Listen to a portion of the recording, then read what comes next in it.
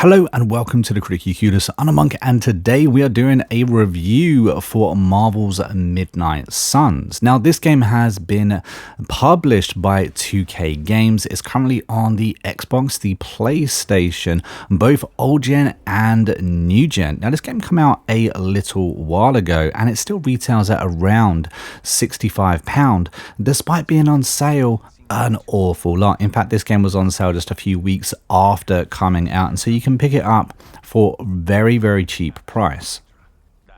Now, for anyone familiar with my channel, you know that I love myself a turn-based combat game. This game has that, and more importantly, it has everything Marvel as well. Within this game, you take control of X-Men, Avengers, and of course none other than the Midnight Suns. Your main character happens to be a completely brand new character for this universe called the Hunter. That character you actually get to customize, create right at the beginning of the game, and it's his story that you see unfolding. Within this story, you are battling Lilith. She is taking control of some familiar beasties, like for instance Venom, Sabretooth, and of course Crossbones. And along the way, you're going to be recruiting many notable heroes such as Spider-Man. Now, as mentioned before, this is a turn-based combat game, and where this game goes a little bit unique is the sense that you get to build yourself a card deck.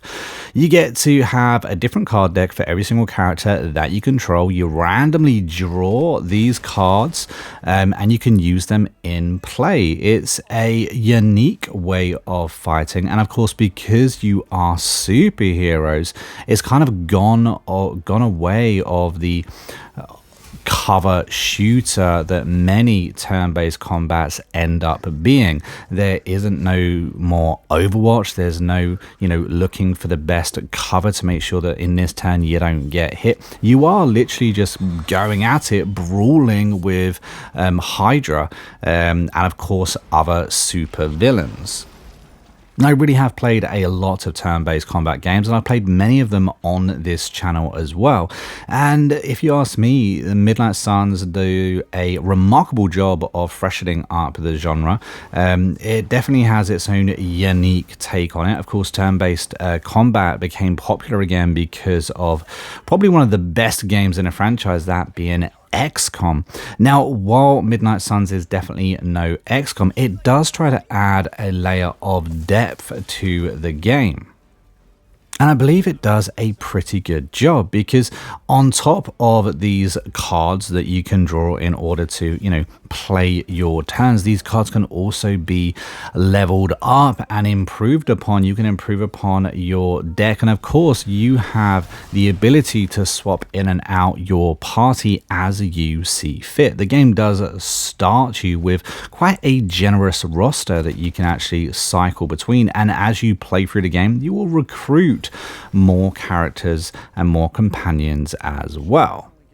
Both completing side quests and of course the main story will reward you with extra cards that you can then pop into your deck, or just not. Sometimes you get to actually pick your rewards as well, depending on the situation. And if you ask me, that's kind of cool because it gives you a sense of customization to your gaming experience.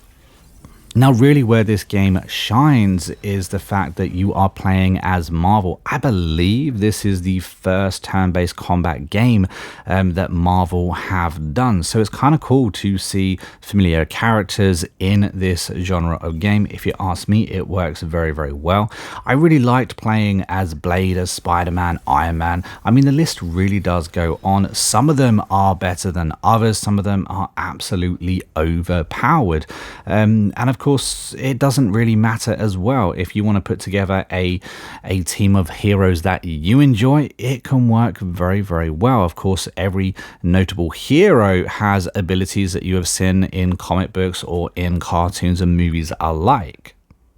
For me, it is the customization of your own team, and of course the combat itself, and the story. The story is very, very good. This is fully voice acted, which actually blew my mind a little bit, considering just how much dialogue is in this game. I'll go into that a little bit later, but seriously, the voice acting in this game is pretty good. Now thus will be done. Typical.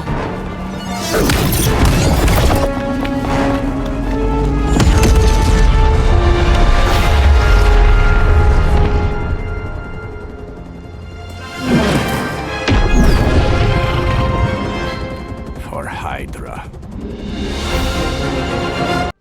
Like I said, I was pleasantly surprised with the voice acting in this game. Where it lets itself down a little bit within this game is just how much dialogue and extra things that you can do that is actually being crammed in this game. Now, this is around a 60 to 70 hour playthrough of a game. On top of the main story and the side quests and stuff like that, you actually have a home base, a hub, if you will, and within this hub you can do several other things. There are trinkets to find, there's doors to unlock, there's puzzles to solve, and there's also clubs to attend. Yes, that's right. Midnight Suns is also a social sim. A lot of this game is about actually what you do in between the missions, the relationships that you kind of mold as well, because a lot of emphasis has been given to building up friendship levels with the different characters in this game. And of course, the higher the friendship level you end up being, the more cards or the better relationship you have. It makes your team a little bit stronger when you pick them and go out on field. For me, I feel that too much emphasis has been put on this, and at times it can be quite difficult to actually raise your friendship level with any one character. And at other times it can be quite bizarre, the things you'll do. Like, for instance, here I am painting with Blade. You can also go fishing with people. There are book clubs and shop clubs, and it just gets a little bit too much sometimes. I mean, ultimately, in an almost flawless game, this is my only gripe. The fact that there is too much side content jammed into this otherwise absolutely amazing game. Like I said, this is fully voice acted, and you can have multiple conversations with all of the different characters that you can end up recruiting. The dialogue goes on for sometimes an awful long time. And other times I feel like I just need to skip through so I can get to, you know, another battle, for instance, which is a little bit of a shame, because I'm always on about voice acting and how it needs to be put into more games. I think that's also a little bit strange, is that you play a character which is completely new to Marvel, and so much focus has been put on these relationships that you're building with all these different characters, but there's no romance option at all. I just feel like maybe it missed a trick there. But as I said, where this game truly shines is the combat. Seeing your main characters do some amazing attacks, blasting supervillains off, is pretty awesome. I happen to be a massive fan of Marvel, and I really do feel like they put together an awesome game to go into the genre. Is it better than XCOM? In my opinion, no, but it does do a fabulous job at stepping into this genre of game and kind of adding its own unique feel. Now, while this game only gets an 8 out of 10 for me, it is one I would recommend to play. If you like turn-based combat games, if you like Marvel, this really could be the game for you. At around 70 hours of gameplay, multiple character DLCs that you can get as well. This is a fun game, and one you can literally waste an awful lot of time on. And it also happens to be one that you can pick up at times for really cheap. So it's one to look out for at around £20, I think is what I paid for it on sale. This game does go on sale an awful lot. But guys, if you have played this game, let me know down in the comments what you think. It'd be very interesting to know what the actual community think of this game as well, and just where you would rank it in amongst games like Empire of Sin or, of course, XCOM itself.